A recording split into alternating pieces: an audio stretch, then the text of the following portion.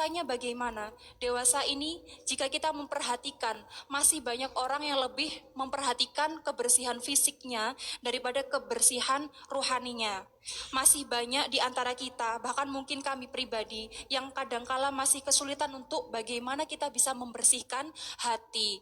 Membersihkan hati dari apa? Dari penyakit batin. Penyakit batin itu yang seperti apa? Sifat iri, sifat dengki, sombong, ria, merasa ingin dipuji, merasa dirinya lebih baik dari yang lain. Ini adalah indikator daripada bentuk apa? Penyakit batin, masalah hati. Dan ini adalah sesuatu yang harus kita bersihkan. Karena lebih daripada sekedar untuk kita membersihkan jasad kita, rohani kita harus senantiasa dibersihkan.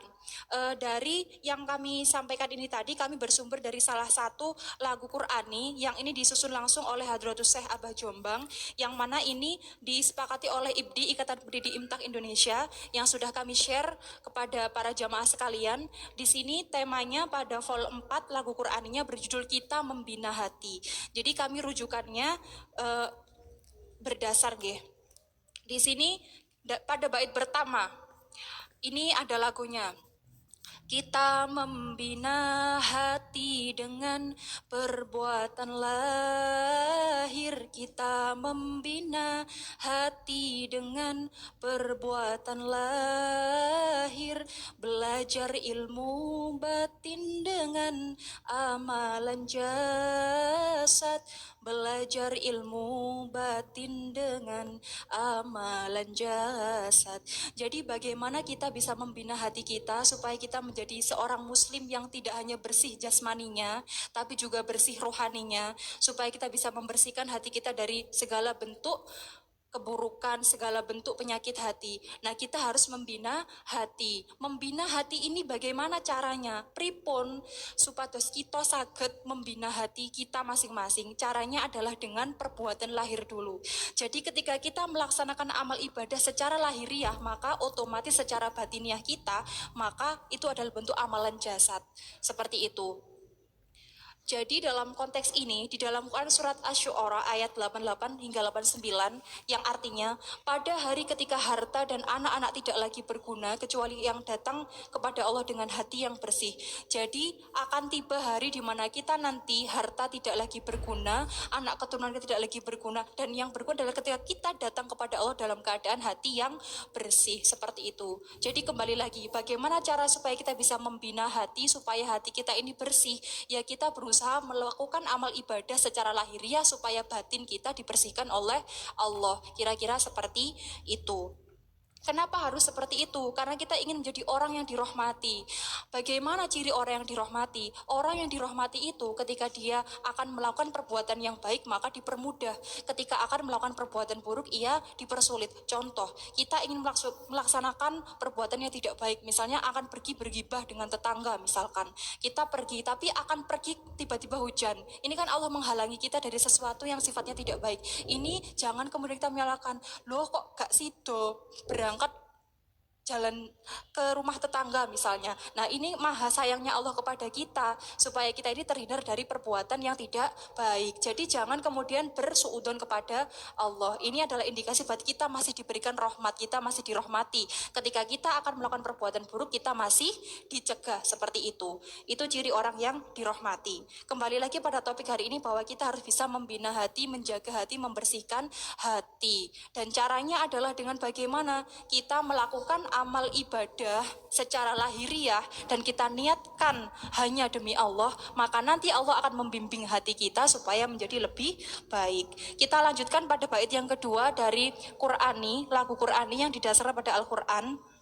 Pada bait yang pertama, wudhu lahir Tuhan bersihkan, kotor di hati, kotor di hati, di hati. Solat fisik Allah membimbing, isinya hati. Solat fisik Allah membimbing, isinya hati.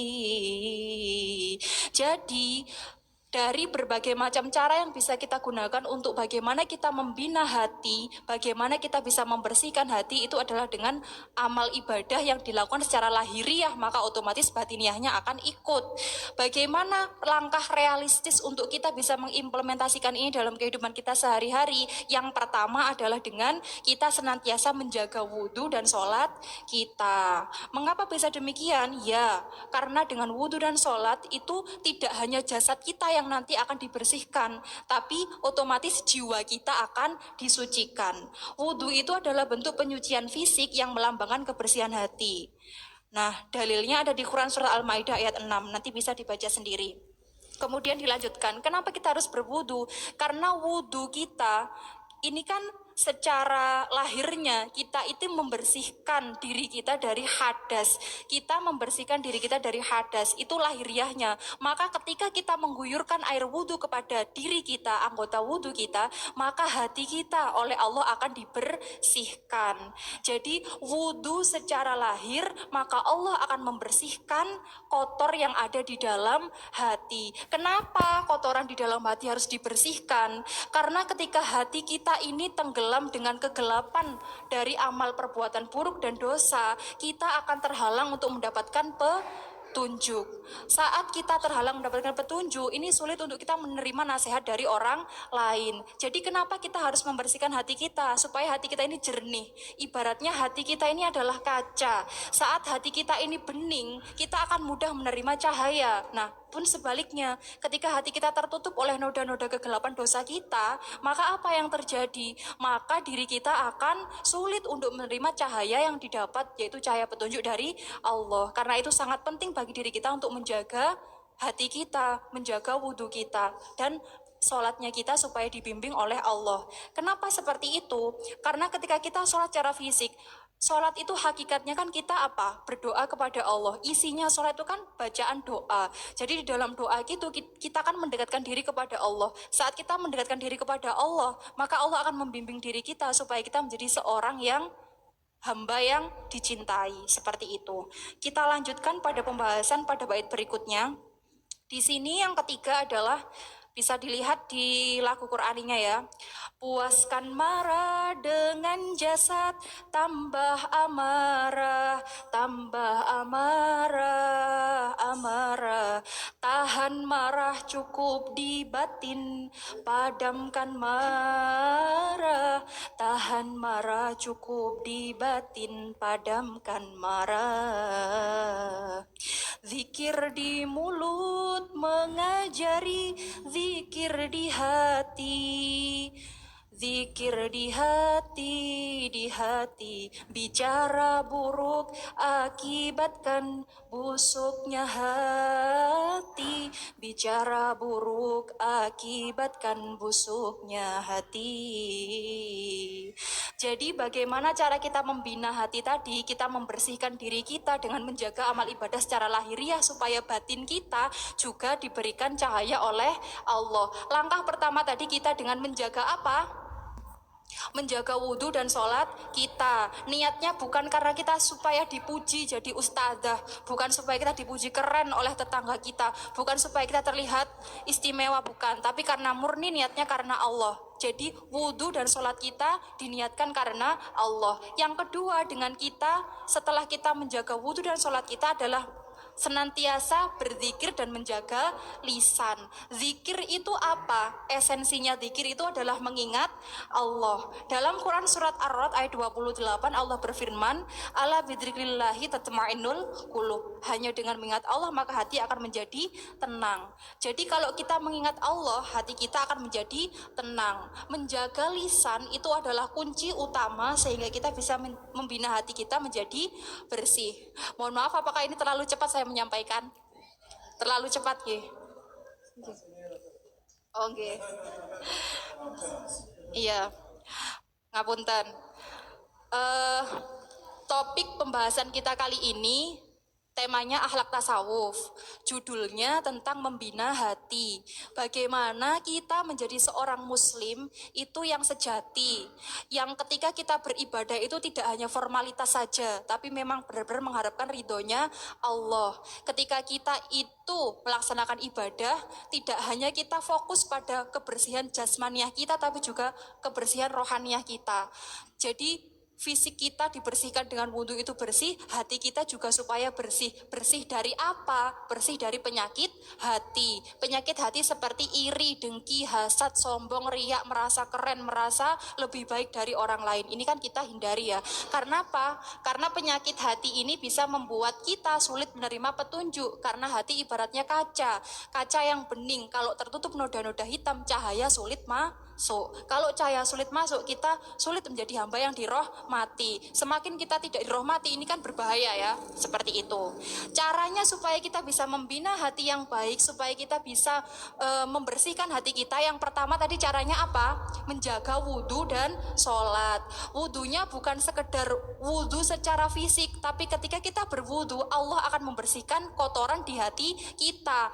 Unsur pertama dari kita bertauhid itu adalah keyakinan. Yakin dulu. Bagaimana kita bisa meyakinkan orang lain kalau diri kita sendiri tidak yakin. Jadi esensinya yakin, seperti itu. Kemudian yang kedua, setelah kita berwudu, ketika kita melaksanakan sholat itu kita niatkan memang benar karena Allah, seperti itu. Jadi ketika kita melaksanakan sholat, secara lahiriahnya kita sholat, tapi dalam proses sholat itu Allah akan membimbing diri kita supaya menjadi insan yang insanul kamil, seperti itu. Insanul kamil itu insan yang sempurna. Cara yang pertama itu tadi menjaga wudu dan sholat, jelas nggih? Kemudian yang kedua adalah zikir dan menjaga lisan. Zikir niku nopo? Zikir itu mengingat Allah.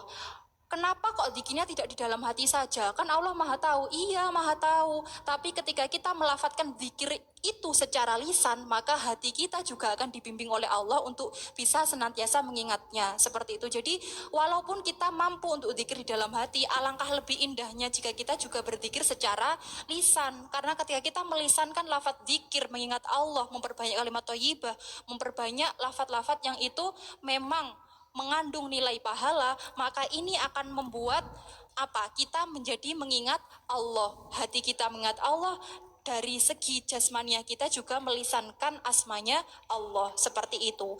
Kemudian yang pertama tadi adalah menjaga wudhu dan sholat. Yang kedua adalah zikir dan juga menjaga lisan. Salamatul insani fi hifdzil lisan, ya. Selamatnya manusia itu dari menjaga lisan. Terkadang apa yang kita sampaikan itu biasa saja versi saya, tapi ternyata bagi teman kita, bagi saudara kita, bagi anak kita, bagi mungkin orang-orang terdekat kita itu menyakiti, ya. Karena mungkin biasa saja bagi kita, belum tentu biasa bagi orang lain, mungkin luar biasa. Dan ini kan kita sama-sama introspeksi diri, jadi mungkin jika ada salah saling mengingatkan, jangan kemudian saling bersuudzon satu sama lain. Menjaga lisan itu sangat penting, karena lisan ini bisa menggiring kita pada keburukan di dalam hati. Kenapa? Karena ketika kita berbicara yang buruk, ketika kita menyampaikan kata-kata yang negatif, maka itu bisa membuat hati kita menjadi buruk, karena bicara buruk mengakibatkan busuknya hati. Supaya hati kita tidak membusuk, ya kita berusaha untuk kita menjaga lisan kita, seperti itu. Dan ini kami sampaikan juga berlaku untuk diri kami pribadi. Bukan berarti ketika kami menyampaikan berarti kami keren sekali, tidak. Kita semua di sini belajar, sampaikanlah walau hanya satu ayat. Jadi karena kami di sini diminta untuk menyampaikan amanah untuk melaksanakan kultum, ya kami laksanakan. Jadi bukan bermaksud menggurui, karena panjenengan semua jauh lebih baik dari saya. Jadi seperti menggarami samudera saya di sini, ya. Saya yang harus belajar dari panjenengan, tapi karena diri saya diminta, maka nggih kami usahakan, kira-kira seperti itu. Kita lanjutkan. Jadi ini tadi adalah yang kedua, ya, cara membina hati yang baik, cara membersihkan hati. Setelah tadi yang pertama apa? Menjaga wudhu dan sholat. Yang kedua adalah senantiasa berzikir dan juga menjaga lisan. Zikir itu diusahakan juga dilisankan, walaupun bisa hanya di dalam hati. Karena ketika lisan kita mengucapkan, maka Allah akan membimbing hati kita. Kemudian yang ketiga, puaskan marah dengan jasad itu akan menyebabkan tambah amarah. Kenapa? Ya karena manusia ini kan tempatnya salah, tempatnya hilaf. akan muncul berbagai macam emosi dalam diri kita. Emosi itu tidak melulu tentang marah-marah, tidak.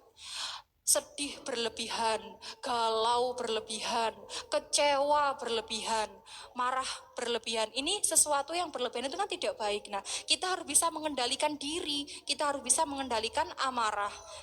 Kalau kita sedang marah bagaimana? Ditahan di batin saja, jangan disampaikan. Khawatirnya apa yang kita sampaikan itu menimbulkan kemudorotan bagi orang lain. Seperti itu. Bagaimanapun hati ini akan bersih dan tentram ketika kita bisa mengendalikan emosi, terutama kemarahan. Karena orang yang marah, yang mudah marah, ini akan mengambil keputusan yang cenderung salah dan juga merugikan orang lain. Rasulullah SAW bersabda dalam hadis riwayat Bukhari Muslim bahwa orang yang kuat itu bukanlah orang yang pandai bergulat, tetapi orang yang kuat adalah orang yang mampu menahan amarahnya. Islam sebagai agama rahmatan lil alamin mengajarkan kita bahwa menahan amarah itu adalah tanda kekuatan iman dan juga kedewasaan hati. Jadi bukan berarti kalah ya. Mengalah bukan berarti kalah, seperti itu. Allah mencintai orang-orang yang berbuat kebaikan. Quran Surat Al-Imran ayat 134.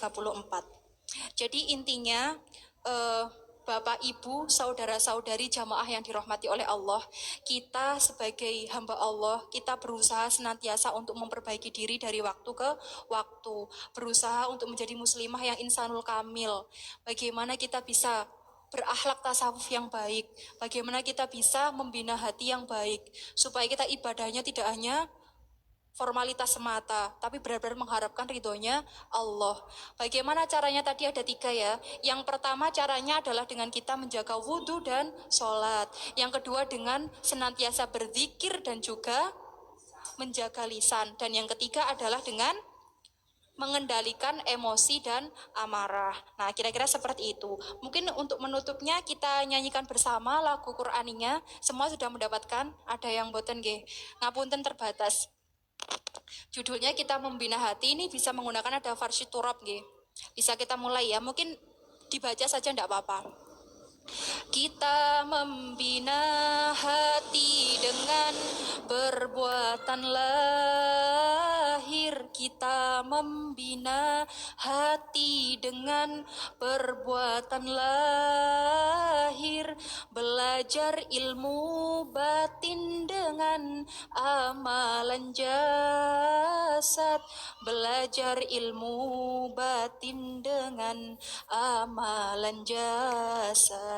Wudhu lahir, Tuhan bersihkan kotor di hati, kotor di hati, di hati. Sholat fisik Allah membimbing isinya hati. Sholat fisik Allah membimbing isinya hati. Zikir di mulut mengajari zikir di hati, zikir di hati, di hati. Bicara buruk akibatkan busuknya hati, bicara buruk akibatkan busuknya hati. Puaskan marah dengan jasad, tambah amarah, tambah amarah, amarah. Tahan marah cukup di batin, padamkan marah. Tahan marah cukup di batin, padamkan marah. Kita membina hati dengan perbuatan lahir. Kita membina hati dengan perbuatan lahir. Belajar ilmu batin dengan amalan jasad. Belajar ilmu batin dengan amalan jasad. Kira-kira itu yang dapat kami sampaikan. Kami simpulkan sekali lagi bahwa dalam tema akhlak tasawuf hari ini, kajian kita mengarah pada judul membina hati. Membina hati, membersihkan hati dari segala bentuk keburukan hati. Caranya ada 3. Yang pertama menjaga wudhu dan sholat. Yang kedua adalah dengan senantiasa berzikir dan juga menjaga lisan. Dan yang ketiga adalah dengan mengendalikan emosi dan amarah. Mudah-mudahan yang sedikit ini bisa memberikan manfaat. Dari kami atas segala kehilafan kami memohon maaf karena kesempurnaan hanya milik Allah. Di sini kami hanya berusaha untuk menyampaikan walaupun hanya 1 ayat. Mudah-mudahan manfaat. Sekali lagi kami memohon maaf. Wa'afu minkum. Wassalamualaikum warahmatullahi